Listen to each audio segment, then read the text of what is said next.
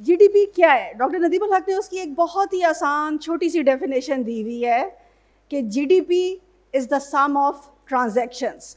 आप जितनी दफ़ा कुछ बाय सेल कर रहे हैं वो ट्रांजैक्शन है, उसको आप एडअप कर दें, वो आपकी जीडीपी है। लेकिन अगर रेगुलेशन बहुत ज़्यादा है, वो आपकी उस बाइंग सेलिंग को बहुत रोकती है, तो क्या उसका नतीजा होगा? आपकी जीडीपी कम होगी। किस बात पे सोचने की ज़रूरत है कि हम कौन है और ये रियासत क्या होती है, और हमारा और रियासत का एक दूसरे के साथ रिश्ता क्या है, मेरी क्या ज़िम्मेदारी है और रियासत की क्या ज़िम्मेदारी है।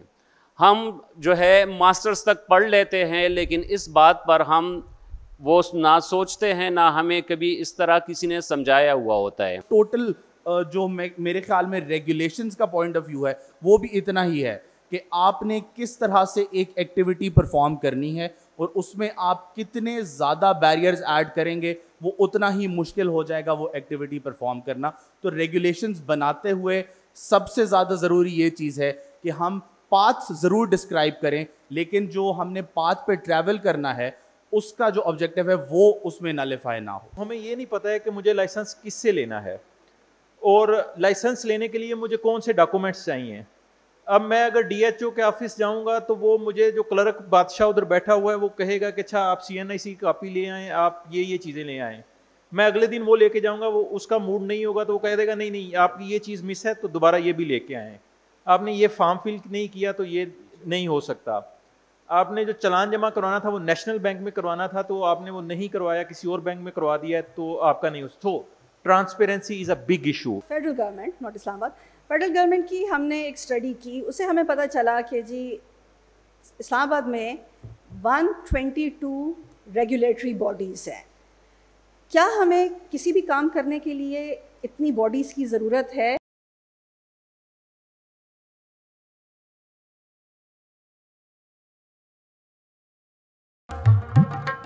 ये सेशन है रेगुलेशन किलिंग द इकोनॉमी। आप में से कितने स्टूडेंट्स इकोनॉमिक्स के हैं? कितनों को पता है कि रेगुलेशन क्या होती है? हम एक लफ्ज़ इस्तेमाल करते हैं ट्रांजैक्शन। ट्रांजैक्शन कितने लोगों को पता है कि क्या होता है? और जीडीपी कितने लोगों को पता है कि क्या होता है? गुड, जीडीपी सबसे ज़्यादा लोगों को पता है क्योंकि ये हम बहुत मीडिया में भी, टीवी पे भी सुनते रहते हैं। जीडीपी क्या है? डॉक्टर नदीमुल हक ने उसकी एक बहुत ही आसान छोटी सी डेफिनेशन दी हुई है कि GDP is the sum of transactions. आप जितनी दफ़ा कुछ बाय सेल कर रहे हैं वो ट्रांजैक्शन है, उसको आप एडअप कर दें, वो आपकी जीडीपी है।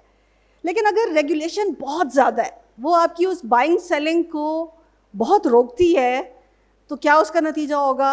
आपकी जीडीपी कम होगी। हम जब से केपी में आए हैं, हमने जिससे भी इनफॉर्मली पूछा है कि आपके पैसे कहाँ से आते हैं, यहाँ की इकॉनमी कैसे चलती है, जो जवाब हमें सबसे ज़्यादा सुनने को मिला है कि जी रेमिटेंसेस है। रेमिटेंसेस क्या है?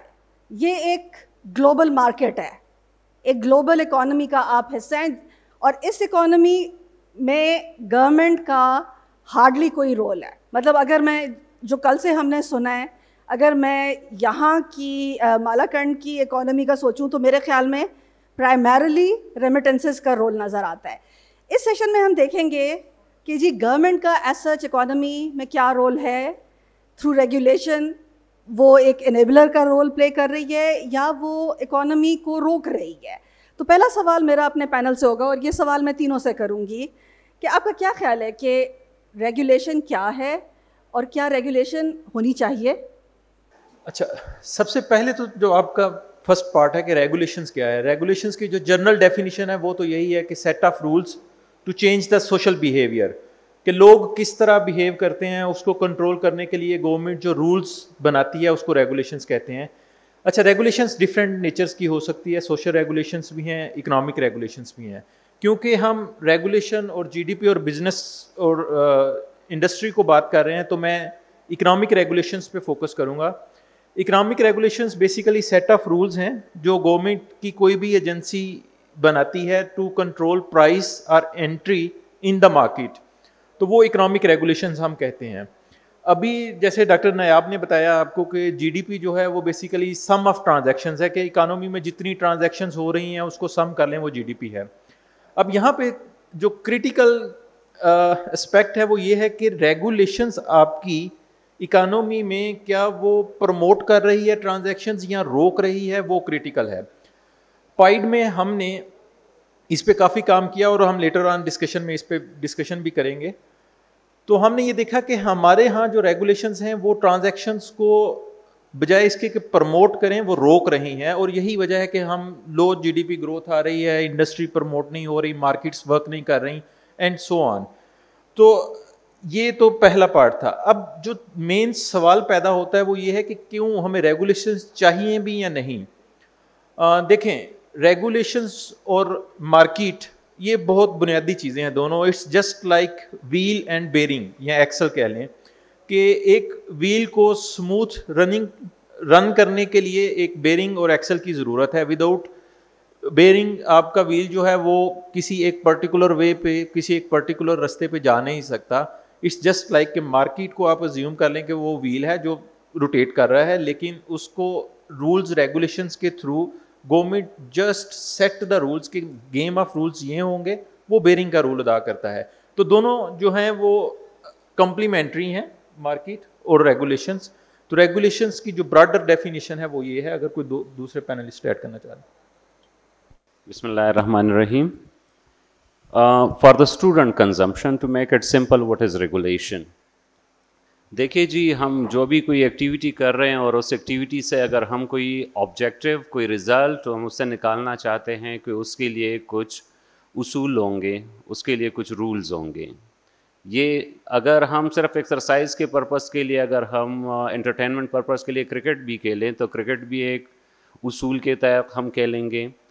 अगर इसको एक और भी सादा लेवल पे ले आए, अगर हम गुल्ली डंडा भी खेलें और उससे हम वो एंटरटेनमेंट हासिल करना चाहें, उससे हम वो एक्सरसाइज करना चाहें, तो वो भी कुछ उसूलों के बेसिस पे होंगे। इन अ सेम वे, अगर हम कोई बिज़नेस एक्टिविटी करना चाहें और वो एक ऑर्गेनाइज तरीके से जिस पे तमाम स्टेक होल्डर्स के उसमें इंटरेस्ट उनके प्रोटेक्टेड हो, तो हमने कुछ उसूल वज़ा करने होंगे कि उसी उसूलों पे हम जाएंगे, तो उसमें सारे स्टेक होल्डर्स के इंटरेस्ट जो है वो प्रोटेक्टेड होंगे और हमें एक डिज़ायर्ड रिज़ल्ट जो है उससे हमें मिलेगा। तो उन रूल्स को हम कहते हैं रेगुलेशन। इसको हम रेगुलेशन भी कहते हैं। उस बिज़नेस के लिए स्पेसिफिक लॉज भी उसको हम कह सकते हैं। उसको हम जो है स्टैंडर्ड ऑपरेटिंग प्रोसीजर भी सम टाइम हम उसको कह सकते हैं। तो सिंपल सी बात, वो उसूल जिसके बुनियाद पे हम कोई ख़ास ऑब्जेक्टिव हासिल करना चाहते हैं, उन उसूलों को रेगुलेशन कहते हैं। In a broader way, in a broader sense, in a simple way. So doctor Waqar Tala साहब ने मेरे ख्याल से बड़े अच्छे से एक्सप्लेन कर दिया रेगुलेशंस को। मैं सिर्फ एक इसमें सिनारियो के साथ ऐड करना चाहूँगा। अक्सर हमने आज से 10-12 साल पहले मोबाइल पे एक गेम आती थी स्नेक्स के नाम से, हमने वो खेली होगी। उसका जो बेसिक एक लेवल होता था वो होता था कि उसमें स्नेक जो है वो फ्रीली पूरी स्क्रीन पे मूव कर सकता था।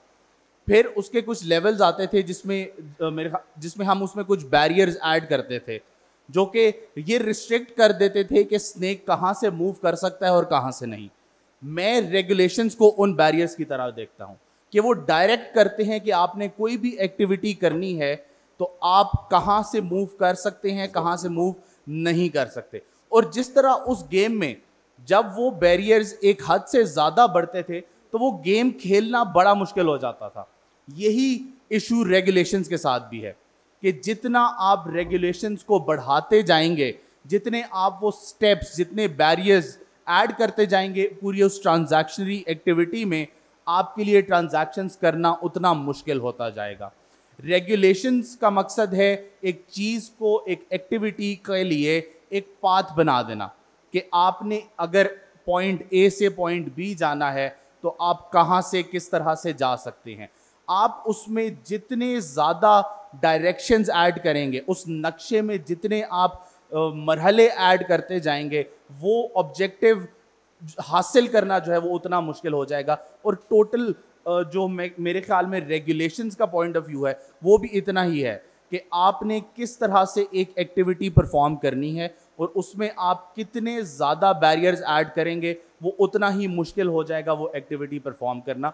तो रेगुलेशंस बनाते हुए सबसे ज़्यादा ज़रूरी ये चीज़ है कि हम पाथ ज़रूर डिस्क्राइब करें लेकिन जो हमने पाथ पे ट्रैवल करना है उसका जो ऑब्जेक्टिव है वो उसमें नलिफाई ना हो। Thank you. अच्छा, ये सब ने थोड़ी थोड़ी एकेडमिक डेफिनेशंस दी रेगुलेशन की। पाइड ने स्टडी की, ये सुबह वाले सेशन में भी आपने सुना कि गवर्नमेंट का फुटप्रिंट जो है वो बहुत बड़ा है। गवर्नमेंट हर चीज़ में घुसी हुई है, गवर्नमेंट का हर चीज़ पे कंट्रोल है। Islamabad federal government, not Islamabad, federal government की हमने एक स्टडी की, उससे हमें पता चला कि जी इस्लामाबाद में 122 रेगुलेटरी बॉडीज़ हैं। क्या हमें किसी भी काम करने के लिए इतनी बॉडीज़ की ज़रूरत है? वकार और शाफ, आप लोग जनरल जवाब दे सकते हैं। अतुल्ला साहब, आपसे मैं स्पेसिफिकली ये सवाल जो है वो केपी के बारे में पूछूंगी कि यहाँ एक रेगुलेटरी फ्रेमवर्क क्या है, कुछ भी काम करने के लिए कितने आपको एनओसीज, परमिशंस और लाइसेंसेस चाहिए? जी, पहले इनको देने दें, आपसे मुझे ज़्यादा तफसीली जवाब चाहिए। अच्छा, पाइड ने जो वर्क किया है, मैं चाहूँगा शाफ उसको स्लज सीरीज़ को एक्सप्लेन करें। मैं सिर्फ रेगुलेटरी फ्रेमवर्क पे कुछ कमेंट्स करना चाहूँगा। हमने इस्लामाबाद में ये असेस किया कि फेडरल लेवल पे जो हमारा रेगुलेटरी फ्रेमवर्क है वो कैसा है। तो हमें पता चला हमारी रिसर्च के थ्रू कि जो हमारा रेगुलेटरी फ्रेमवर्क है उसमें 4 मेन खामियां हैं जो बिल्कुल इररेलेवेंट कर रहा है हमारे रेगुलेटरी फ्रेमवर्क को, और वो हमारी इकानमी में हर्डल्स क्रिएट कर रहा है। सबसे पहली बात तो ये है कि ट्रांसपेरेंसी इशू है। हमारे जो रेगुलेशंस हैं वो ट्रांसपेरेंट नहीं हैं। फॉर एग्जांपल, आपने अगर एक शॉप ओपन करनी हो या मेडिकल स्टोर ओपन करना हो तो हमें ये नहीं पता है कि मुझे लाइसेंस किससे लेना है और लाइसेंस लेने के लिए मुझे कौन से डॉक्यूमेंट्स चाहिए। अब मैं अगर डीएचओ के ऑफिस जाऊंगा तो वो मुझे, जो क्लर्क बादशाह उधर बैठा हुआ है, वो कहेगा कि अच्छा आप सीएनआईसी की कॉपी ले आएँ, आप ये चीज़ें ले आएँ। मैं अगले दिन वो लेके जाऊंगा, वो उसका मूड नहीं होगा तो वो कह देगा नहीं नहीं आपकी ये चीज़ मिस है तो दोबारा ये भी लेके आएँ। आपने ये फॉर्म फिल नहीं किया तो ये नहीं हो सकता। आपने जो चालान जमा करवाना था वो नेशनल बैंक में करवाना था तो आपने वो नहीं करवाया, किसी और बैंक में करवा दिया तो आपका नहीं हो। तो transparency is a big issue. उसकी वजह से ये है कि हमारी जो रेगुलेशंस हैं उसमें इंफॉर्मेशन कास्ट बहुत हाई है। दूसरा जो बड़ा मसला है हमारी रेगुलेशंस में, रेगुलेटरी फ्रेमवर्क में, वो है कि रेलेवेंसी। हमारी जो रेगुलेशंस हैं वो बहुत आउटडेटेड हो चुकी हैं, हमें ज़रूरत है उसको अपग्रेड करने की। इसकी एक छोटी सी मैं एग्जांपल देता हूँ कि हमारे यहाँ जो इंडस्ट्रियल एक्ट है उसमें ये लिखा हुआ है कि जो भी आपके पास फर्म होगी या इंडस्ट्री होगी उसमें 90 ग्रेड का वाइट वॉश करेंगे आप अपने टॉयलेट्स में, और ये 1870 का एक्ट है। तो अभी तक वो जो हमारा लेबर डिपार्टमेंट है वो यही कहता है हमारे इंडस्ट्रियलिस्ट को कि आपने अपने वॉशरूम जो है वो 90 ग्रेड वाइट वॉश ही करवाने हैं, अगर टाइल लगवा दी तो वो आपका चालान करेंगे। So relevancy is a big issue. The third main issue is over regulations. जैसा कि अभी डॉक्टर नयाब ने आपको बताया कि हमने इस्लामाबाद में देखा कितनी रेगुलेटरी बॉडीज़ हैं, तो to our surprise 122 regulatory bodies हैं, और एक बिजनेस को मल्टीपल रेगुलेटरी बॉडीज़ जो हैं वो ओवरलुक कर रही हैं। फॉर एग्जांपल, इस्लामाबाद में अगर आपने गलती से रेस्टोरेंट खोल लिया है और आप रजिस्टर्ड हो गए हैं तो 7 गवर्नमेंट के डिपार्टमेंट्स जो हैं वो आपको रेगुलेट करेंगे और वीकली कोई ना कोई इंस्पेक्शन होगी, और वो चाहे आपने सारे स्टैंडर्ड मीट किए हुए हैं वो फिर भी आपका चालान करेंगे।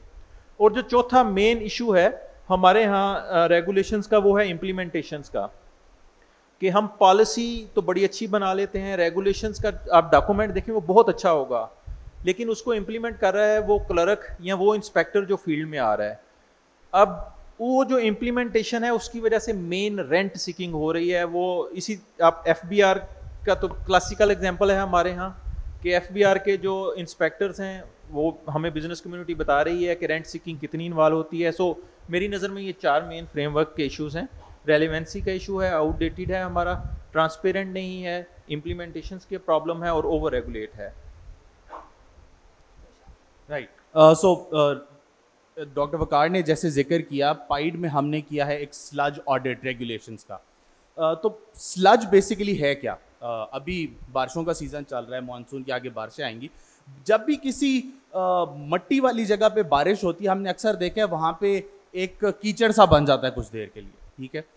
वो जो कीचड़ होता है उसको कहते हैं आम जुबान में स्लज या दलदल, जिसको हम अक्सर कहते हैं, राइट। अब आप कभी चल रहे हो, आपकी कोशिश होती है कि यार वो स्लज जहाँ पे है उसको ज़रा अवॉइड करके जाएं, लेकिन कहीं पे गलती से आपका अगर पाँव उसमें आ जाए तो आपका कदम भी लड़खड़ा जाता है। आप उससे अपना पाँव छुड़ाना चाहें तो आपका पाँव कहीं, आप कहीं और आपकी जूती कहीं होती है। यही हाल तकरीबन रेगुलेशंस में भी हुआ हुआ है कि हमने इतने ज़्यादा रेगुलेशंस क्रिएट कर दिए हैं कि किसी भी इकोनॉमिक एक्टिविटी को करना इतना मुश्किल हो चुका है जितना उस कीचड़ में कदम रख के चलना है। और यही पाइड ने अब जो स्लज ऑडिट है रेगुलेशंस का, उसके ज़रिए हमने ये जांचने की कोशिश की है कि किस तरह से रेगुलेशंस, और एक टर्म यूज़ होती है रेगुलेशंस में RLCOs, यानी कि registrations, licences, certificates and other permissions. ये कितने RLCOs हैं जो आपको मुख्तलिफ इकोनॉमिक एक्टिविटी शुरू करने के लिए और फिर उस एक्टिविटी को कंटिन्यूसली परफॉर्म करते रहने के लिए ज़रूरत होती हैं। उसकी आपको कितनी कॉस्ट आती है मॉनेटरी, कितनी आपको कॉस्ट आती है टाइम की, कि आपका उसमें टाइम कितना लगता है, और फिर मॉनेटरी कॉस्ट जो है उसको भी हम फर्दर डिवाइड करते हैं, जो आपकी डायरेक्ट लाइसेंस या रजिस्ट्रेशन फ़ी होती है, और उसके साथ साथ उसमें जो आपकी जिसे हम कह सकते हैं डॉक्यूमेंटेशन कॉस्ट भी साथ होती है। तो वो सारी चीज़ें हमने उसमें कैप्चर करने की कोशिश की हैं, और हमारी जो अभी तक 2 मेजर रिपोर्ट्स ओवरऑल उसमें आ चुकी हैं, उसमें हमें ये नज़र आया है कि चंद 12 से 15 एक्टिविटीज़ में ही अगर हम रेगुलेशंस की कॉस्ट देखें तो वो हमारे GDP का 35 से 40% के बराबर की वो कॉस्ट पड़ती है हमें। एक मिसाल मैं देता हूँ और फिर डॉक्टर नायाब की तरफ वापस जाएंगे कि अगर आपने एक हाई राइज बिल्डिंग बनानी है इस्लामाबाद में, उसके लिए आपको 50 से ज़्यादा परमिशंस चाहिए होती हैं मुख्तलिफ डिपार्टमेंट से, मुख्तलिफ मराहिल पे कि क्या मैं ये काम करने जा रहा हूँ, क्या मैं ये कर लूँ या ना करूँ। एक 50 मुख्तलिफ परमिशंस। दूसरा, इस पूरे प्रोसेस में कम से कम 2 से 2.5 साल लगते हैं।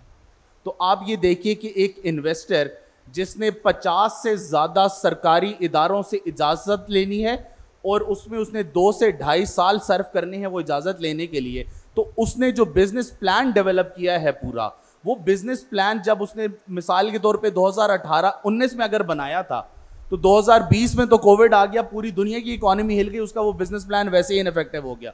तो इसी तरह 1 साल में 2 साल में आपकी इकॉनमी की पूरी कंडीशन चेंज हो जाती है। तो वो जो बिज़नेस प्लान फीजिबल था वो आज फीजिबल नहीं होगा। तो इन परमिशंस की वजह से बहुत सारी इकोनॉमिक एक्टिविटी रुकती है, और इसी को हम कहते हैं कि ये हमारा रेगुलेटरी स्लज है जो पाकिस्तान में बहुत ज़्यादा एग्जिस्ट कर रहा है। और इसमें एक चीज़ मैं शाफ ऐड कर दूं कि ये सिर्फ एक इसमें टाइम ज़ाया हो रहा है, इसमें पैसा ज़ाया हो रहा है, और इसमें जो एम्प्लॉयमेंट जनरेशन हो सकती है अगर वो बिजनेसेस चल रहे हों तो वो भी ख़त्म होती है। और ये तीनों ऐसे इश्यूज़ हैं कि जो कि इस वक्त हम अपनी इकॉनमी में देख रहे हैं। अताउल्लाह साहब, आपसे मैं स्पेसिफिकली केपी के बारे में पूछूंगी क्योंकि ये कॉन्फ्रेंस जो है ये केपी की जो एक इकॉनमी है उसके बारे में है। यहाँ रेगुलेशंस के क्या हालात हैं, कोई एवरेज काम करने के लिए कितना टाइम लग जाता है, और आपने जितना टाइम लेना है इस जवाब के लिए आप ज़रूर लीजिए। यहाँ की जो गवर्नमेंट का रोल इसमें क्या है, गवर्नमेंट की स्टेबिलिटी इसमें क्या रोल प्ले करती है, ये एक ऑन द होल हमें इस पूरी चीज़ के बारे में बताइए। जी, खैबर पुख्तनख्वा की सिचुएशन भी पाकिस्तान से के दूसरे सूबों से जो है वो कोई मुख्तलिफ नहीं है। ये बल्कि मैं तो समझता हूँ क्योंकि पिछले साल जो एक सर्वे हुई थी कि बिज़नेस के लिए पाकिस्तान की सिटीज़ में पेशावर का उसके फ़ीज़िबल होने के लिए पेशावर की क्या पोजीशन है, तो वो पूरे पाकिस्तान में पेशावर जो है उस हिसाब से 10 नंबर पे आ रहा था। मतलब पेशावर जो है वो बिज़नेस के हवाले से उस तरह का कंडूसिव एनवायरनमेंट नहीं है जितना और जगहों पे है। रेगुलेशन की आपने बात की तो वही मसला जो है यहाँ पर भी है। मैं आपको एक बल्कि और रेगुलेशन है, और यहाँ पर तो ये भी प्रॉब्लम है कि अभी डिस्ट्रिक्ट्स जो है ये फाटा पाटा से जो वो मर्ज हुए हैं, उनमें भी सिचुएशन कुछ बहुत ज़्यादा डिफरेंट है। वहाँ पर चूँकि रेगुलर लॉ नहीं थी, वहाँ पर चूँकि चीज़ें इस्टेब्लिश नहीं थी, वहाँ पर बिजनेसेस कुछ इस्टेब्लिश हो गए थे, एकदम जो है वो पॉलिटिकल रिजीम चेंज हो गई, वो वहाँ पर वो रेगुलर लॉज चले गए, उसके लिए पहले से कोई वो प्रिपरेशन नहीं थी, तो एकदम वहाँ पर एक अजीब सी सूरत हाल वो स्टार्ट हो गई। जो एग्जेक्टिव थे उनको समझ नहीं आ रही थी कि जो ऑलरेडी एग्जिस्टिंग कोई लॉ है उन इलाकों में किस तरह इम्प्लीमेंट कर रहे, और वहाँ पर जो ऑलरेडी एस्टेब्लिश बिजनेसेस थे उनको ये समझ नहीं आ रही कि किस तरह अपने आप को जो है एडजस्ट कर ले ये रेगुलर लॉस के लिए। तो खैबर पुख्तनख्वा में तो सूरत हाल जो है बाकी सूबों से भी ज़्यादा जो है अबतर है। मैं आपको एक मिसाल देता हूँ कि लॉस के हवाले से या रेगुलेशंस के हवाले से कि किस तरह यहाँ पर वो चीज़ें मैनेज होती है। एक लेबर को प्रोटेक्शन देने के लिए आप खैबर पुख्तनख्वा में अगर देखें तो कम अज़ कम जो है 5 लॉज जो है वो यहाँ पर इन ऑपरेशन है। मैं इसकी आपको एग्जांपल देता हूँ कि इसको मैनेज करने के लिए KP worker compensation act 2013, KP minimum wages act 2013, KP payment of wages act, KP industrial and commercial act 2013, KP employment act, KP's industrial relation act. अब ये सारे लॉज को देख ले कि इनका ऑब्जेक्टिव क्या है, ये किस पर्पस के लिए है, तो वो इस पर्पस के लिए है कि इस तरह के वर्किंग एनवायरनमेंट में हम लेबर को एक सोशल प्रोटेक्शन और वो दे सकें। अब इतने जो लॉज हैं, लेबर को कितनी एक सोशल प्रोटेक्शन मिलती है ये प्रैक्टिकली आप किसी से भी पूछ लें, किसी भी लेबर को पकड़ ले कि 5 लॉज तो एट अ टाइम जो है वो इन ऑपरेशन है, लेकिन इन 5 लॉज से आपको आखिर फ़ायदा क्या है। तो ये चीज़ें जो है सिर्फ वो कॉम्प्लिकेशंस में तो कंट्रीब्यूट कर रही है, लेकिन सलूशन की तरफ ये हमें बिल्कुल नहीं लेके जा रही। हाँ, अलबत्ता एक बात है कि जब कस्टम्स डिपार्टमेंट में उन्होंने 1 विंडो ऑपरेशन उन्होंने शुरू किया, तो उस 1 विंडो ऑपरेशन में उन्होंने ऑलमोस्ट 17 से ज़्यादा डिपार्टमेंट की एक्टिविटीज़ को कंसोलिडेट किया। वो सबको जो है उनको एक डिजिटलाइज तरीके से उसको मैनेज किया। उन्होंने कुछ वो रिलीफ दिया है। ये रिलीफ आप देख सकते हैं जो तोरखम बॉर्डर पे या वहाँ पर जो ड्राई पोर्ट्स हैं वहाँ पर वो फैसिलिटी वहाँ पर वो नज़र आ जाती है। लेकिन अदरवाइज़ अगर आप केपी में देख ले तो यहाँ पर तो चीज़ें इतनी कॉम्प्लेक्स है जितने शायद पंजाब और सिंध में उतनी ज़्यादा कॉम्प्लेक्स नहीं हो, क्योंकि यहाँ का अपना एक जो पहले से एक ट्राइबल कल्चर था वो कॉम्प्लेक्सिटी में जो है इजाफा कर रहा है, सोल्यूशन में नहीं।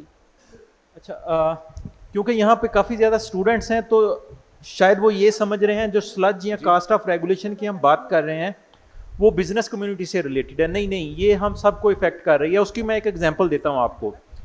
आप में से कितने लोग ऐसे हैं जिन्होंने अटेस्टेड CNIC की कॉपी कहीं सबमिट करवाई हो? कभी अटेस्टेड CNIC की copy. So this is sludge वो सारे गैर ज़रूरी रुकावटें हैं जो किसी प्रोसेस में इन्वॉल्व होती हैं। अब ज़रा थोड़ा सा इसको थारोली सोचें कि CNIC है कंप्यूटराइज्ड नेशनल आइडेंटिटी कार्ड, वो कंप्यूटराइज्ड है। फिर भी जो मुतलका डिपार्टमेंट है वो हमसे कहता है कि आपने इसकी कॉपी जमा करवानी है और वो भी ग्रेड 17 ऑफिसर से अटेस्टेड। तो भाई फिर सवाल ये पैदा होता है कि ये कंप्यूटराइज्ड है तो आप एक दफ़ा डाटा उसका एंटर करो, सारी डिटेल आ जाएगी। अटेस्टेड CNIC की कॉपी क्या ज़रूरत है? इसी तरह आप में से किसी ने कभी पासपोर्ट बनवाया हुआ हो। अब पासपोर्ट जब आप बनवाने जाएंगे ना तो वो आपसे कहेंगे कि ये आपने 6,000 रुपये का चालान जमा करवाना है और करवाना भी नेशनल बैंक में है। और सुबहान अल्लाह जो पासपोर्ट ऑफिस होगा उसके पास नेशनल बैंक नहीं होगा, वो 4 किलोमीटर दूर होगा और वहाँ जाके आपने नेशनल बैंक में जमा करवाना है। आजकल टेक्नोलॉजी का दौर है, वाई नॉट कि हम ऑनलाइन फ़ीस जमा करवा सकें। सो ये सारी वो चीज़ें हैं जो स्लज है, जो कास्ट ऑफ रेगुलेशन है, जो हमारी ज़िंदगियों को असरअंदाज करता है। बहुत से ऐसे काम होते हैं जो हम इस स्लज की वजह से इग्नोर कर देते हैं कि यार अच्छा कल कर लेंगे। इसकी मैं अगर आपको पर्सनल एग्जांपल दूं, मैंने ड्राइविंग स्टार्ट की और ड्राइविंग लाइसेंस मैंने 6 साल बाद लिया। वजह क्या थी? स्लज। कि ड्राइविंग तो मैंने सीख ली थी लेकिन मुझे पता था मुझे ट्रैफिक वाले जो है ना वो कहेंगे ये चीज़ दो, ये चीज़ दो। फिर मैंने जाके टेस्ट देना है। अच्छा टेस्ट देना वेल एंड गुड, जस्टिफाइबल है, लेकिन उसके बाद भी मुझे 1000 चीज़ें प्रोड्यूस करनी है। मैं इस्लामाबाद में रहता था, लेकिन उस वक्त मेरा परमानेंट एड्रेस इस्लामाबाद का नहीं था, तो उन्होंने कहा नहीं, आप जाके ये डॉक्यूमेंट्स लाएंगे, तब जाके आपको हम लाइसेंस देंगे। सो स्लज, इस तरह स्लज जो है वो हमें रोकता है बहुत सी एक्टिविटीज़ करने के लिए, तो ये हम सब की जिंदगियों पे असरअंदाज होता है। ये जो वकार बात कर रहे हैं, इससे ये क्लैरिफाई हो जाना चाहिए कि जो स्लज की हम बात कर रहे हैं, इसका सिर्फ कोई बड़े बिजनेसेस से ताल्लुक सिर्फ नहीं है। ये हम सब अपनी ज़िंदगी में देखते हैं, जो चीज़ें कंप्यूटराइज हो गई हैं, आप लोग अप्लाई करते हैं, उसमें लिखा होता है कि जी इस चीज़ की, इस फॉर्म की 3 कॉपियाँ विद अटेस्टेड डॉक्यूमेंट्स सबमिट करें। किस लिए? हर जगह यही होगा। मतलब ये सारी चीज़ें अब इतनी आउटडेटेड हैं कि जो चीज़ों को रोकती हैं बेहिसाब का। जिस तरह खैर इनका चलान होना चाहिए था कि ये 6 साल बगैर लाइसेंस के गाड़ी चलाते रहे हैं, लेकिन बहुत सारे आप अपनी ज़िंदगी में देखें चीज़ें होंगी जो कि एज इंडिविजुअल भी आप नहीं कर रहे हैं, कि उनके प्रोसीजर्स बहुत लंबे हैं। देखिए कुछ प्रोसीजर तो चाहिए, मैं ये नहीं कह रही कि प्रोसीजर होना ही नहीं चाहिए, लेकिन उसमें बहुत सारे अननेसेसरी स्टेप्स हैं। हम केबी पे वापस जा रहे हैं जी। मैडम ने मुझे अभी इस तरह बताया कि मेरे क्वेश्चन का एक पार्ट था कि पॉलिटिकल स्टेबिलिटी और वो कितना वो इम्पैक्ट करेगी। मेरे ख़्याल से इस सारे सेमिनार का ये कोर पॉइंट यही होना चाहिए कि पॉलिटिकल स्टेबिलिटी किस तरह वो करती है। और इससे पहले सेशन में यहाँ पर वो मेरी बहन, मेरी बेटी ने वो बहुत एक अहम क्वेश्चन उठाया था कि ये क्या हो रहा है। मैं अगर पर्सनल ओपिनियन अपने आपके साथ में शेयर कर लूँ तो I am very much convince and I am very much clear कि जब तक हम इस कॉन्स्टिट्यूशन पे, इस पाकिस्तान के इस कॉन्स्टिट्यूशन पे नहीं चलेंगे, हम जितने भी एफर्ट कर ले, जितने भी कुछ कर ले, ये पॉसिबल ही नहीं है कि हम इकोनॉमिक स्टेबिलिटी की तरफ चले जाएं।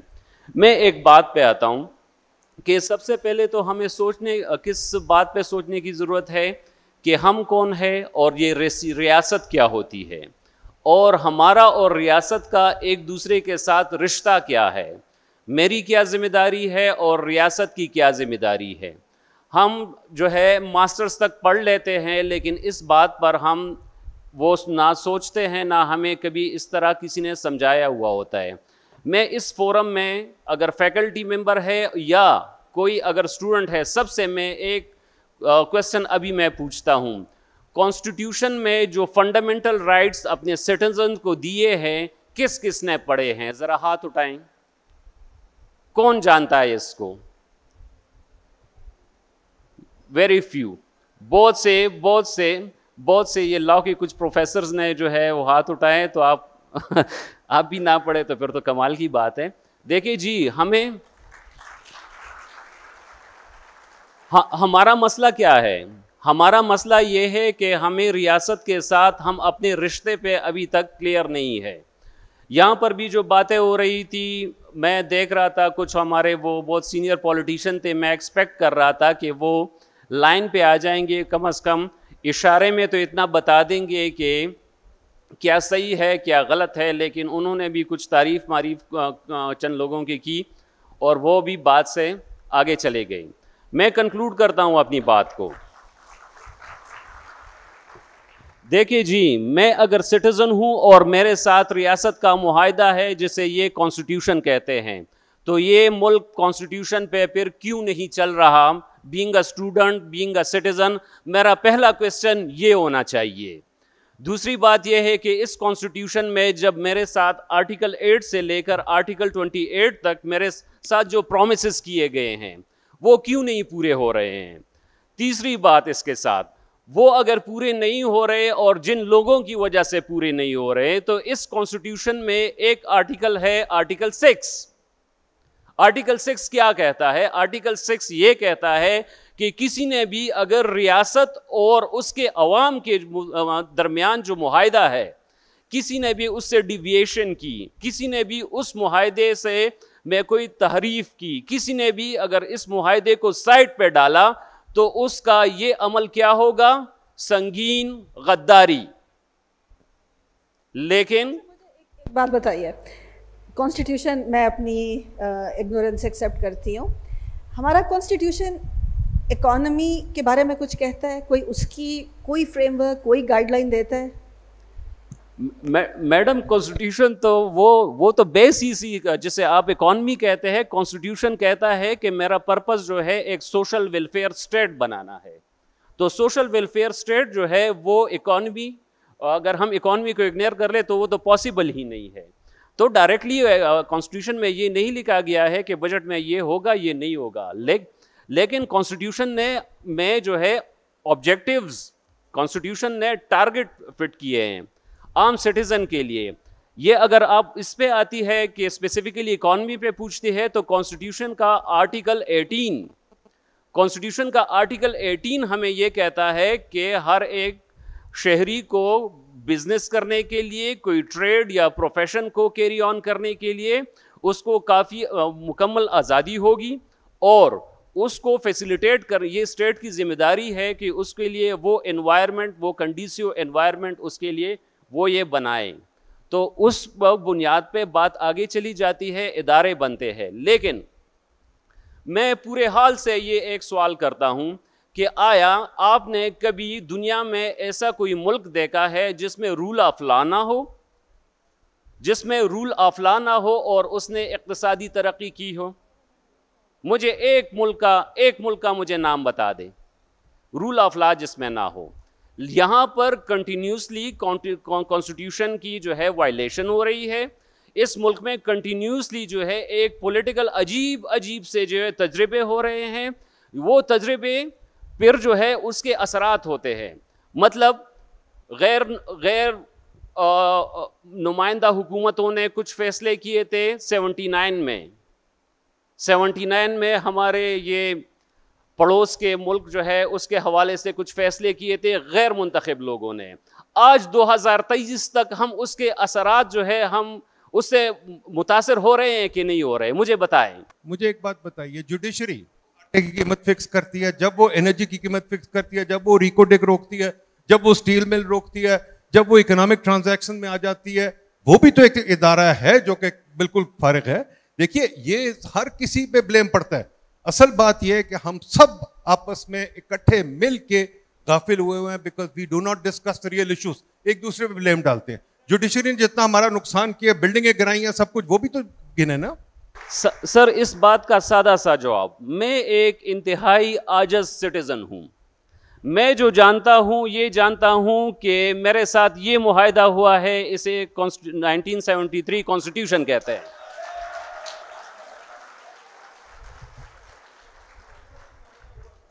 हमारे साथ भी मुआहदा हुआ था कि लॉयर्स और जजेस जो हैं हुकूमत को टेक ओवर नहीं कर लेंगे। ये जो है कि आप चीनी का कीमत फिक्स करेंगे, आटे की कीमत फिक्स करेंगे, बिल्डिंगें गिराएंगे, डैम फंड बनाएंगे, ये करेंगे वो करेंगे, और लॉयर्स सब कुछ करेंगे और हम लोग सारे फारिग बैठ के देखेंगे। ये भी तो गिने ना। ये हर कोई एक दूसरे पे उंगलियां उठाता है। ये खुदा के वास्ते छोड़ दे, इकोनॉमिक्स की कॉन्फ्रेंस को चलने दें। सर इकोनॉमिक्स की बात कर रहे हैं, गलत काम जो भी करे, जुडिशरी करे, लॉयर करे, बिजनेसमैन करे, टीचर करे, प्रोफेसर करे, वाइस चांसलर करे। कोई लॉयर है जो करोड़पति नहीं है? कोई लॉयर है जो करोड़पति नहीं है? सर मेरे सारे लॉयर करोड़ों बना रहे हैं हमारी इकोनॉमी का बेड़ा गर्क कर।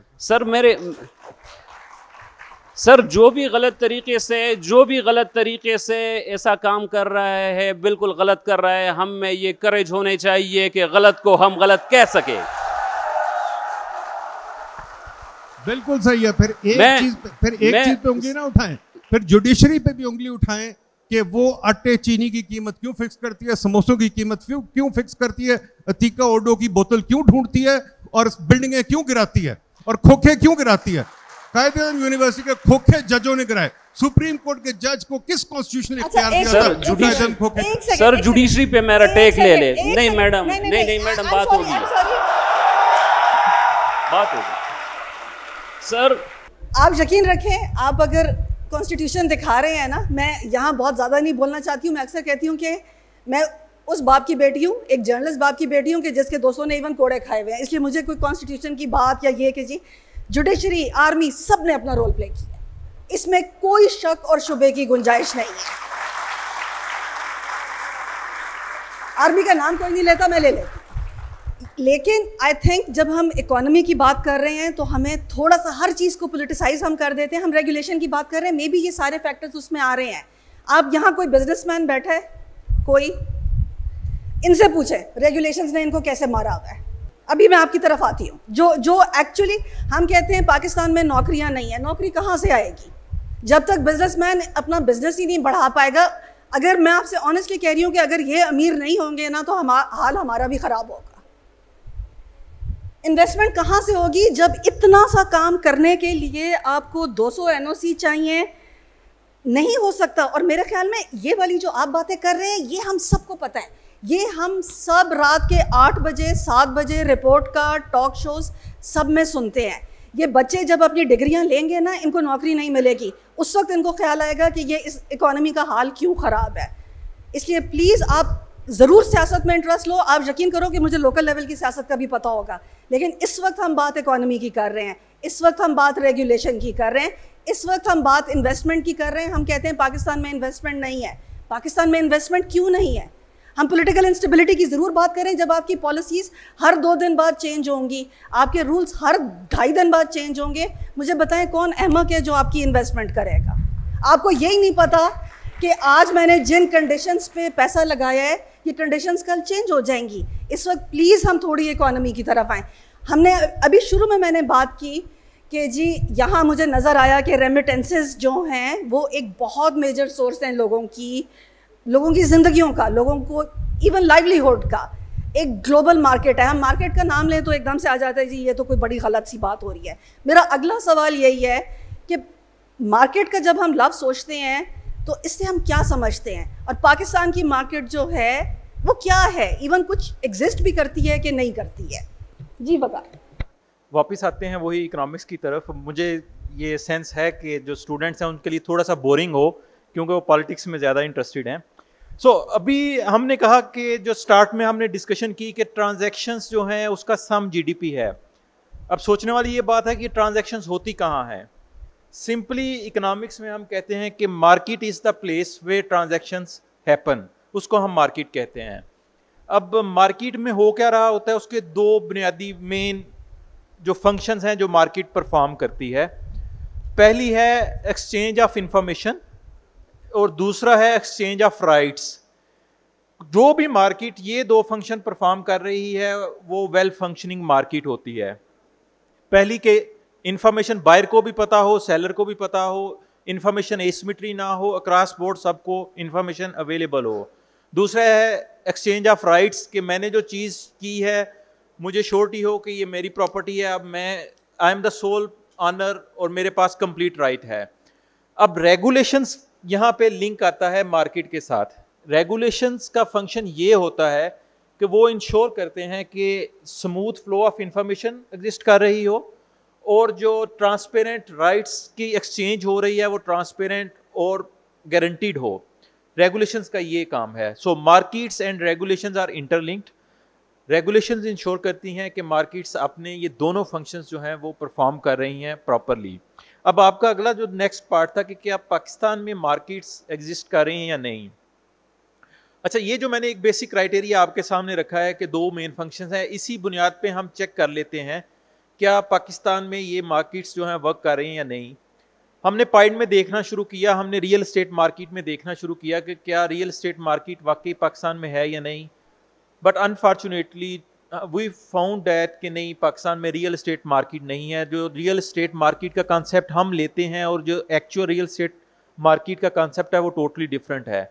हमारे यहाँ इंफॉर्मेशन एसिमेट्री इतनी ज़्यादा है रियल एस्टेट मार्केट में कि आपके पास प्राइसिंग मैकेनिज्म जो है वो वर्क नहीं कर रहा। अच्छा, इसमें एक और छोटी सी बात है कि जब मार्केट ये दोनों फंक्शन परफॉर्म कर रही होती है ना, तो वो 2 मैकेनिज्म हैं जिनके थ्रू करती है।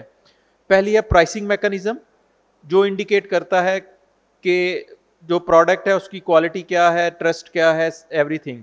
और अगर प्राइसिंग मैकेनिज्म नहीं है तो दूसरा मैकेनिज्म होता है हमारे पास मैचिंग मैकेनिज्म। अब रियल एस्टेट की मैं आपको बता रहा हूँ, गवर्नमेंट जो है वो प्राइस कंट्रोल कर रही है through DC rate, through FBR valuation rate, तो मार्केट एग्जिस्ट नहीं कर रही। इसी तरह आप एग्रीकल्चर मार्केट्स में चले जाएं, इनपुट मार्केट में चले जाएं, गवर्नमेंट प्राइस कंट्रोल कर रही है तो आपके पास मार्केट एग्जिस्ट नहीं कर रही है। आप आउटपुट मार्केट में चले जाएं, लगातार। अब क्योंकि हम सेशन ख़त्म करना है, अभी ये जब हम आ रहे थे यहाँ मालाकंड तो एक मैंने बहुत बड़ा सा बोर्ड लगा देखा कि मुझे एग्जैक्टली उसके अल्फाज याद नहीं है, लेकिन उसका मतलब कुछ ऐसा था कि दुनिया का बेस्ट पीच यहाँ प्रोड्यूस होता है। क्या उस पीच को, जो कि दुनिया का बेस्ट पीच आप कह रहे हैं, कोई मार्केट करने का यहाँ मैकेनिज्म एग्जिस्ट कर रहा है? ये जी आपका बहुत रेलेवेंट क्वेश्चन है और ये इकॉनमी के हवाले से इट्स वेरी इंपॉर्टेंट। यहाँ पर पीच के प्रोडक्शन हमारे मलाकंड डिवीज़न में काफ़ी ज़्यादा है, और दूसरा जो पीच के बागात दरिया के किनारे हैं उनकी चूँकि स्वाद के अंदर या स्वाद के उनकी क्वालिटी भी बहुत हाई है, लेकिन बदकिस्मती से हमारे इस रीजन में ऐसा कोई हमारे साथ कोई ऐसा प्रोसेस नहीं है जिसमें हम पीच में जो है वैल्यू एडिशन हम कर सके। ये एक एफ़र्ट हुई थी ये यूएसएड की तरफ से 2012 ये 2009-8 में, लेकिन फिर उस ज़माने में जब वो हालात ख़राब हो चुके थे तो वो प्रोजेक्ट फिर भी नहीं चल सका। तो यहाँ पर पीच के प्रोडक्शन यहाँ पर आप देख लें तो ये जैसे हम खुबानी कहते हैं उसकी प्रोडक्शन, और यहाँ पर खुसूसन जो इकॉनमी को हम उठा सकते हैं, स्पेशली अगर हम टमाटर पे फोकस कर ले, यहाँ पर काश्तकारों के साथ क्या होता है कि वो अगर मैं सिर्फ वो टमाटो की बात कर रहा हूँ, उसको वो काश्त कर लेते हैं, उसका वो जब टाइम आ जाता है तो उन्हीं टाइमिंग में सिंध की तरफ से टमाटर की काश्त होती है, वो यहाँ पहुँच जाता है। तो काश्तकार की जो है ये बैकबोन इस तरह तोड़ दी जाती है कि वो उसकी फिर वो इतनी भी कैपेसिटी नहीं होती कि उसको ले जाके मार्केट में उसको वहाँ पर वो फ़रोख्त कर ले, क्योंकि उस पर फिर जो कॉस्ट आएगी वो कॉस्ट इतनी हाई होती है कि वो उसको अफोर्ड नहीं कर सकता। तो उसके लिए वैल्यू एडिशन की एक सिंपल सी एक टेक्निक है, अगर हम उससे उसके लिए टमाटो केचप बना दे या टमाटो को जो ड्राई किया जाता है उस हिसाब से एसएमई के ऐसी कोई सिंपल यूनिट हो तो उससे बहुत ज़्यादा एक रेवेन्यू हो सकती है। तो वैल्यू एडिशन के लिए यहाँ पर जो है एग्रीकल्चर सेक्टर में बहुत ज़्यादा पोटेंशियल है, लेकिन फिर आप मुझे गुस्सा होगी, बात वही पॉलिटिकल स्टेबिलिटी की है। पॉलिटिकल स्टेबिलिटी नहीं है, वही पॉलिटिकल स्टेबिलिटी तो बिल्कुल चाहिए, वही सरप्राइजेस होते हैं। इसमें कोई आर्ग्यू नहीं कर रहा कि देखिए आपको कंटिन्यूटी ऑफ पॉलिसीज चाहिए। अब ये जैसे आपने टमाटर की बात की, साल में कोई ना कोई एक टाइम आता है कि जब टमाटर की कीमत 300 रुपये चली जाती है। क्या यहाँ कभी किसी ने कोई स्टोरेज, कोई प्रोसेसिंग प्लांट, कभी कोई ऐसी इनिशिएटिव आया? ये इनिशिएटिव प्राइवेटली तो लोगों ने जो है वो लिए है, लेकिन उसकी इतनी कैपेसिटी नहीं है कि वो पूरे मार्केट को जो है उसको वो कवर कर सके या पूरी मार्केट को वो दे दें। दूसरी बात ये है कि यहाँ के जो काश्तकार है वो अपने एक ट्रेडिशनल स्टाइल में जो है उसमें तो वो बहुत माहिर है, लेकिन ये करंट टाइम जो चैलेंजेस है उसको कोप करने के लिए उनकी कैपेसिटी बिल्डिंग नहीं है। मैं स्वात में जो एग्रीकल्चर सेंटर बना है, मैं उसको अगर तारीफ़ ना करूं तो ये ज़्यादती होगी उन वो एक्सपर्ट्स के साथ। उन्होंने बहुत ज़्यादा कोशिश की है कि यहाँ पर नए जो है वो चीज़ों को एग्रीकल्चर सेक्टर में नई वो डेवलपमेंट को कर ले, लेकिन अगेन उनकी वो इतनी कैपेसिटी नहीं है कि मलाकंड डिवीज़न जो ऑलमोस्ट 8 डिस्ट्रिक्ट्स पे जो है कंप्राइज करता है, सारे 8 डिस्ट्रिक्ट को वो उस हिसाब से वो एड्रेस कर ले। अगर इन्वेस्टर्स तक पार्ट के थ्रू हमारी कोई आवाज़ पहुंच सकती है इन्वेस्टर्स को, तो हम उनको फैसिलिटेट करने के लिए तैयार है। ड्राई फ्रूट्स में हम उनको वैल्यू एडिशन पीच में, वैल्यू एडिशन खुबानी में, वैल्यू एडिशन सेब में, वैल्यू एडिशन आलूचे में, and so many other products ranging from even आप आ जाए गार्लिक पे आ जाए, आप जो है जिंजर पे आ जाए, मतलब यहाँ पर बहुत ज़्यादा वो है। इस सेशन से पहले जो एक बात हुई थी वो मेडिसिनल उस पर, तो उसमें भी यहाँ पर काफ़ी कैपेसिटी है, लेकिन लैकिंग जो है इन्वेस्टर्स और यहाँ पर जो ये अमन व अमान की सूरत हाल है, क्योंकि वो एक दोस्त पहाड़ में नज़र आ जाता है, वीडियो अपनी एक बना जाता है अपनी वो बंदूक के साथ, फिर वो हम सारे जो है घुस जाते हैं, या अगर हम नहीं डरते तो आप लोग डर जाते हैं, फिर इधर नहीं आते कि यहाँ पर तो तबाही हो रही है। तो वही थोड़ा सा अमन व अमान की वो स्टेबिलिटी आ जाए तो बहुत ज़्यादा पोटेंशियल है। माइक दें जी। अब हम फ्लोर की तरफ जा रहे हैं, अभी आ रही हूँ, बिल्कुल आ रही हूँ, सिर्फ मैं जो पहले यहाँ बिजनेसेस वाले हैं उनको भी सुन लें। Thank you. मेरा नाम अबरार है, मर्दान इंडस्ट्री से बिलोंग करता हूँ मैं। ये जो हम जितने कॉन्फ्रेंसेस और सेमिनार्स वगैरह कर रहे हैं, तो ये इस पे है कि इकॉनमी किस तरह से वाइटलाइज होगी, रीशेप किस तरह से करेंगे, पॉलिसी किस तरह से बनाएंगे, वो सारी चीज़ें सेकेंडरी हैं। प्राइमरी चीज़ जो है वो इन्वायरमेंट है। जब तक उसके लिए इन्वायरमेंट ठीक नहीं होगा, आप कुछ भी कर लें, इकॉनमी बूस्ट नहीं करेगी, चाहे हमें ये अच्छा लगे या बुरा लगे। ये हकीकत है। मैं जो हमारे एडवोकेट साहब हैं इनसे एग्री करता हूँ कुछ चीज़ों में। अगर मैं बिजनेसमैन हूँ, बिजनेसमैन का कोई पार्टी वगैरह नहीं होती है, उसको अपने बिजनेस से सरोकार होता है। सारी पार्टियाँ, सारी गवर्नमेंट्स उनकी होती है, लेकिन जब हालात ही ख़राब होते हैं, बिजनेसमैन कहाँ से कमाएगा? और वो हम सभी को इफेक्ट करता है, चाहे माइक्रो लेवल पे हो, मैक्रो लेवल पे हो, वो सभी उससे इफेक्ट होते हैं। मार्क्स ने कहा था कि आपका माशरा, आपकी रिवायात, रिवाज, तमद्दुन, ये बजाते खुद कोई चीज़ नहीं होती है, इकॉनमी इसको शेप करती है। और इकॉनमी किस चीज़ से शेप होती है? वो लॉ एंड ऑर्डर से होती है, स्टेबिलिटी से होती है। तो जिस तरह वकील साहब ने कहा कि स्टेबिलिटी जब तक नहीं आएगी तब तक इकॉनमी भी नहीं उठेगी।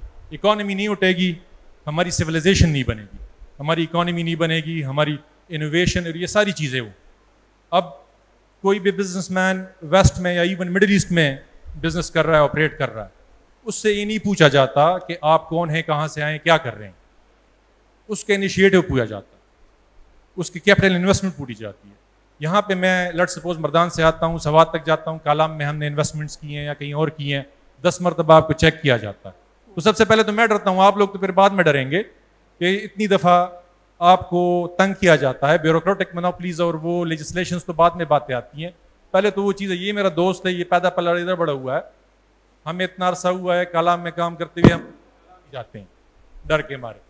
तो इन्वायरमेंट बहुत ज़रूरी है। आप लोगों से रिक्वेस्ट है कि ठीक है, इकॉनमी भी हम लेकिन आप इस बारे में आवाज़ उठाएं। आपके थिंक टैंक्स जो हैं, आपके इंस्टीट्यूशंस जो हैं, वो इस पर आवाज़ उठाएं।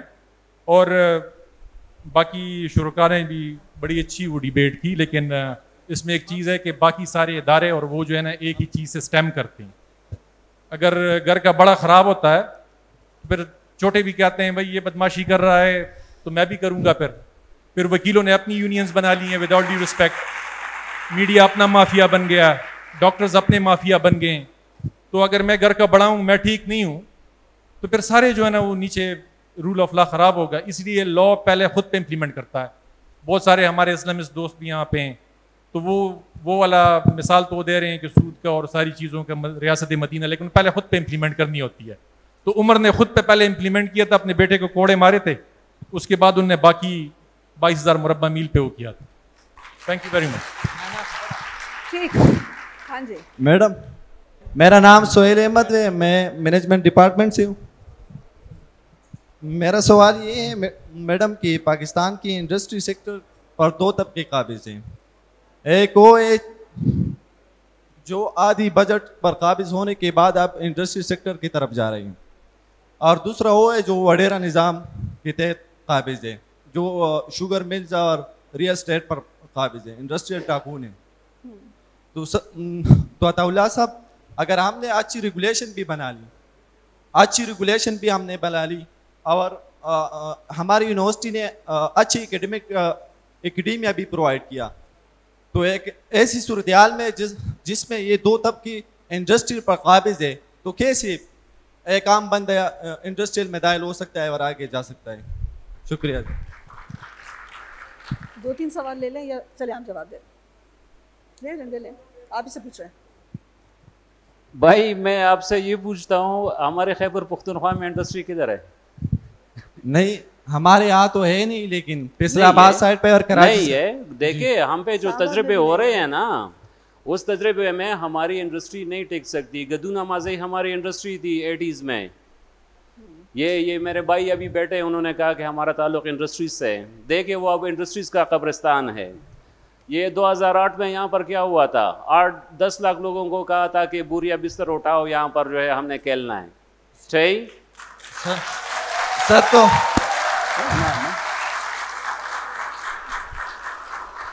आ रहे हैं ना, आ रहे हैं उस बात पे। यहाँ पर मैं आपको मिसाल दे दूँ 2018 की। 2018 की चंद दोस्त थे, उन्होंने इरादा किया कि इंडस्ट्री लगाते हैं दरगई में। वहाँ पर उन्होंने कुछ 2-3 मिलें लगाई, स्टील मिल्स। सही, उन बेचारों का 20-20 करोड़ रुपए जो है उनका लग गया वहाँ पर। फिर अचानक से एक सरप्राइज, वो हाई कोर्ट का वो एक जजमेंट आया, ये इंडस्ट्री जो है ये इंडस्ट्रियल जोन में लगेगी मलाकन डिवीज़न में। तो मेरे भाई आप मुझे ये बताओ, अगर आपने उसको इंडस्ट्रियल जोन में लगाना है तो पहले मुझे बताओ कि मलाकन डिवीज़न में इंडस्ट्रियल जोन है किधर। दूसरा ये कि उन्होंने जब ये 50-50 महकमों से वो NOCs ले रहे थे तो उनको उस टाइम बताते, उनके 20-25 करोड़ रुपए नहीं लगते। सही, तो वो उन्होंने वहाँ पर लगाई। हमारे लिए कभी ऐसी कोशिश हुई नहीं है कि यहाँ पर इंडस्ट्रियलाइजेशन के लिए एक कोई कंडीसिव एनवायरनमेंट हो। सही है, पहले उस पर बात कर ले, फिर उसके बाद कहेंगे कि बड़ी इंडस्ट्रीज आपको नहीं छोड़ रही, यहाँ पर छोटी नहीं टिक रही तो बड़ी कहाँ से आ गई। या आप बिस्मिल्लाह कर ले, हम आपको आपके साथ ताउन करेंगे। जिसको आप बड़ा कहते हैं वो सारे आपके साथ कोऑपरेशन करेंगे। मैं सबको जानता हूँ, सारे अच्छे लोग हैं, आपको प्रमोट करेंगे। लेकिन ये कल्चर तो प्रमोट होना चाहिए, कल्चर ही नहीं है। Thank you sir. मैं लोकल इंडस्ट्री के बारे में बात नहीं कर रहा, मैं वो पाकिस्तान की सतह पे बात कर रहा हूँ, मल्टीनेशनल जी, जो एक मखसूस तबके ने अपने हाथ में जो है ना जकड़ा हुआ है, वो बजट के बाद जो इंडस्ट्रियल सेक्टर पे काबिज होना चाहते हैं। मेरा सवाल आपसे ये है कि हम कैसे अवॉइड कर सकते हैं, कैसे इनसे बचा जा सकता है। मैडम जी आप। अस्सलाम वालेकुम। Hello hello ma'am, I have question please. जी, हमारा क्वेश्चन ये है मैम कि पिछली जो ये सेशन हुई उन्होंने कहा कि गवर्नेंस, एकेडेमिया और इंडस्ट्रीज जो है ये अपना अपना रोल ठीक तरह से प्ले नहीं कर रही, या मतलब ये जो हमारी एकेडेमिया है उनकी इंडस्ट्रीज के साथ वो लिंक नहीं है कि हम उनको वो प्रैक्टिसेबल या अप्लाइड नॉलेज जो है ना वो वहाँ पे काम आ सके। तो और आपने अभी बात की कि यहाँ पे जो रेगुलेशंस जो है वो बहुत ही ज़्यादा है, मतलब एक स्लेज बनी हुई है, कोई 2-3 साल आप पैसा लगाते हैं, टाइम खर्च करते हैं, फिर भी आपको NOC नहीं मिलती। और सर ने भी बात की कि बहुत से लोगों के पैसे ज़ाया हो गए। तो आप हम एकेडेमिया को फिर ब्लेम नहीं कर सकते, क्योंकि अगर टीचर्स उन चीज़ों में पढ़ेंगे कि वो गवर्नमेंट के साथ इस तरह की वो रिलेशन कायम कर सके, तो फिर वही सेम चीज़ होगी, रेगुलेशन और स्लेज में हम पढ़ेंगे, फिर एकेडेमिया भी पीछे रह जाएगी और वहाँ पे भी हम नहीं जा सकते। तो फिर हम एकेडेमिया को इसमें ब्लेम नहीं कर सकते। और अगर आपके पास या पायड वगैरह ने कुछ ऐसी चीज़ें की है, इक़दाम किए हैं कि ये जो इंडस्ट्रीज़ है और एकेडेमिया उसका लिंक है, कि किस तरह अगर ये लिंक होगी तो इसमें ये रेगुलेशन वगैरह नहीं होगी, और अगर नहीं है तो इसका मतलब क्या असर हो सकता है हमारे। अच्छा, नहीं, वो आपका सवाल आ गया, इसका मैं बड़ा शार्ट सा रिस्पॉन्स दूंगा आपको। देखें, आप कह रहे हैं एकेडेमिया का कसूर नहीं है। पॉइंट वाज, एक सेकंड, बगैर जितनी देर में ये जवाब दे रहे हैं मुझे फीमेल से कोई क्वेश्चन चाहिए। ओके जी, पॉइंट के अलावा कोई और अदारा नहीं है जिसने अभी तक कास्ट ऑफ रेगुलेशन पे काम किया हुआ हो। हमारा एकेडेमिया क्यों सोया हुआ था जब हमारा इंडस्ट्रियलिस्ट पिस रहा था रेगुलेशंस में? तो एकेडेमिया का कसूर है ना। हम पॉइंट में ये मानते हैं कि हमारी गलती है, being a national think tank हमने ये काम पहले स्टार्ट नहीं किया था। ठीक है, तो इस तरह एकेडेमिया को बिल्कुल छोड़ देना कि एकेडेमिया की गलती नहीं है, मैं थोड़ा डिसएग्री करूंगा इसके साथ, कि हमने वो इश्यूज जो हमारे इंडस्ट्रियलिस्ट फेस कर रहा है वो हाईलाइट ही नहीं किए थे पहले। माय नेम इज आयशा, मैं पॉलिटिकल साइंस डिपार्टमेंट से हूँ। तो मेरा क्वेश्चन रेगुलेशन के हवाले से है कि जैसे कि आपने कहा कि सिर्फ इकोनॉमिक फील्ड में नहीं बल्कि हर फील्ड में हमें रेगुलेशंस बल्कि ओवर रेगुलेशंस का सामना करना पड़ता है। बट जो सबसे बड़ा रीज़न हमें दिया जाता है वो है ट्रांसपेरेंसी। अगर हम क्वेश्चन करें उस हवाले से कि ये इंश्योर करने के लिए कि ट्रांसपेरेंसी हो हर चीज़ में, इस तरह बहुत सारे डॉक्यूमेंट्स मांगे जाते हैं, बहुत सारे रूल्स अप्लाई किए जाते हैं। तो मेरा सवाल ये है कि मतलब इसका अल्टरनेटिव क्या हो सकता है ट्रांसपेरेंसी को इंश्योर करने के लिए, और फिर इसको अप्लाई कैसे किया जाता है, कैसे किया जाएगा, इम्प्लीमेंटेशंस क्या हो सकती हैं उनके लिए? बच्चे, इसका एक बड़ा सिंपल सा आंसर है। आपने कभी नादरा की वेबसाइट विजिट की है? नादरा की, ठीक है, नादरा की वेबसाइट पे आप जाएंगे ना तो वो मैंने अगर चाइल्ड बर्थ सर्टिफिकेट लेना है ना, आप जाएंगे, वो बड़ा स्पेसिफिकली लिखा हुआ है कि मुझे ये 3 डॉक्यूमेंट्स चाहिए। उसका प्रोसेस ये है कि मैं जाऊंगा, ये फीस जमा करवाऊंगा और इतनी देर में मुझे मिल जाएगा। This is called transparency. NADRA हमारे पास एक बेस्ट एग्जांपल है जो रेगुलेट तो कर रहा है but transparently. My name is Asad Shaheen Khan. Sir, मेरा सवाल अताउल्ला खान साहब से, sir the Khyber Pakhtunkhwa finance amendment act 2020 sir उसमें एक अमेंडमेंट हो गई है, खैबर पख्तूनख्वा गवर्नमेंट ने की है, उसके ऊपर ई कॉमर्स के ऊपर 2% टैक्स इम्पोज किया गया है जी सर। लेकिन सर उसके बदले गवर्नमेंट ने ई कॉमर्स की जो बिजनेस करते हैं उनको कुछ भी नहीं प्रोवाइड किया है, यानी सर जो पेपाल सर्विस है उसके अलावा जो अदर ट्रांजेक्शन सर्विसेज है वो हमें नहीं प्रोवाइड की है। सर इस हवाले से आप क्या कहना चाहेंगे? सर दूसरा मेरा क्वेश्चन ये है कि जब हम कॉन्स्टिट्यूशन की बात करते हैं, जब हम आर्टिकल 18 की बात करते हैं, सर जो करंट सिनेरियो रहा है, जो आप हमारी सिचुएशन है, सर इस सिचुएशन में हम being a student of law sir हम इसको कैसे देखेंगे? यानी जब गवर्नमेंट खुद रूल ऑफ लॉ को फॉलो नहीं करती, जब सुपरमेसी ऑफ कॉन्स्टिट्यूशन को वो खुद नहीं मानती, सर हम being a student of law इस सिचुएशन को क्या देखेंगे और कैसे हम इसको डिफेंड करेंगे? पहला आपका पहले क्वेश्चन का आंसर है आई एम नॉट अपडेटेड। ये लेटेस्ट जो अमेंडमेंट हुई है मैंने नहीं पढ़ा, so I am not updated, I can not comment on that. दूसरी बात यह है कि बीइंग अ लॉ स्टूडेंट पहले आपकी ज़िम्मेदारी यही बनती है कि फ़िलासफ़ी को समझे, लॉ की कॉन्सेप्ट को क्लियर कर ले। यहाँ पर डिपार्टमेंट ऑफ लॉ ने एक प्रोग्राम शुरू किया था कॉलेज के स्टूडेंट्स के लिए, वो स्टूडेंट्स ने ही शुरू किया था, लीगल क्लिनिकल एजुकेशन, जिसमें वो जाते थे लोकल कम्युनिटी लोकल कॉलेजेस में, वहाँ पर ये लोग फंडामेंटल राइट्स के नॉलेज को इम्पार्ट करते थे, स्टूडेंट्स ही जाते थे, खुद ही पढ़ाते थे। फ़िलहाल जो है समझे, क्योंकि आप लोगों ने एक बहुत बड़ा रोल प्ले करना है, वो और लोग नहीं कर सकते। वो अल्लाह ताला ने वो ताकत, वो कैपेसिटी आप लॉ स्टूडेंट्स में रखी है। आप लोगों ने बोलना है, अपने इन बहनों के लिए बोलना है, अपने इन भाइयों के लिए बोलना है, अपने इन बिज़नेस कम्युनिटी के लिए बोलना है, अपने उन मार्जिनलाइज्ड कम्युनिटी के लिए बोलना है। तो focus on your studies, knowledge and skill. आप लोगों ने बहुत बड़ा रोल प्ले करना है। Thank you. मेरा नाम मोहम्मद साद खान है, क्रिमिनोलॉजी डिपार्टमेंट से हूँ। सर आपने स्लेज की बात की कि 3 अननेसेसरी कॉपीज जो है वो हमसे अटेस्टेड मांगी जाती है, तो ये तो आपने एक प्रॉब्लम बताया, इसका सोल्यूशन क्या होगा सर? ये एक प्रॉब्लम है। और दूसरा सवाल ये, केपीके के इकानमी की बात हो रही है, तो केपीके को अल्लाह ताला और बहुत सी ऐसी चीजें जो यहाँ पर केपीके में पैदा हो रही है, लेकिन उसके जो मशीन्स हैं वो बिल्कुल आपके दोनों क्वेश्चन समझ आ गए हैं। जो आपका पहला है कि वे फॉरवर्ड क्या है, उसमें हमने ये पाइड में काम किया हुआ है और ये हमारी पब्लिकेशन में अवेलेबल है, मोनोग्राफ है हमारा रेगुलेशंस पे, इसमें हमने वे फॉरवर्ड दिया हुआ है, शॉर्ट आंसर। दूसरा जो आपका सवाल था उसका डॉक्टर नदीम ने पहले सेशन में आपको बताया था कि जो कुदरती वसाइल आपके पास हैं, जब तक आप अकल यूज नहीं करेंगे तो वो अमानत है किसी और की जो अकल यूज कर रहा है। Very simple. अस्सलाम वालेकुम, my name is Savera, I am from political science department. मेरा जो क्वेश्चन है वो सर अताउल्लाह खान से।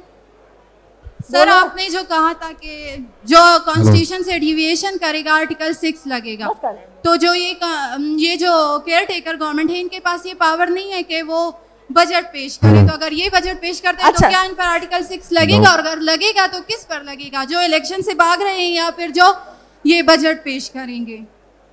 सही कह रही है। कॉन्स्टिट्यूशनली और लीगली चीज़ें इतनी कॉम्प्लिकेटेड हो गई है, हम जो अजीब अजीब तजर्बे कर रहे हैं उसके उस सूरत हाल को देखते हुए हम कोई टेक्निकली कोई ओपिनियन भी नहीं दे सकते। लेकिन मैं इतना कहता हूं कि आप जो कह रही है सही है, लेकिन इसका सोल्यूशन क्या है आई डोंट नो। बस आखिरी दिन लास्ट सेशन जो है ओपन माइक का सेशन है, जो इस वक्त रह गया है वो उसमें बोलेगा। Thank you very very much. यार मेरी भी सुन लो कुछ बस। Thank you ji, thank you सारे पैनलिस्ट का भी।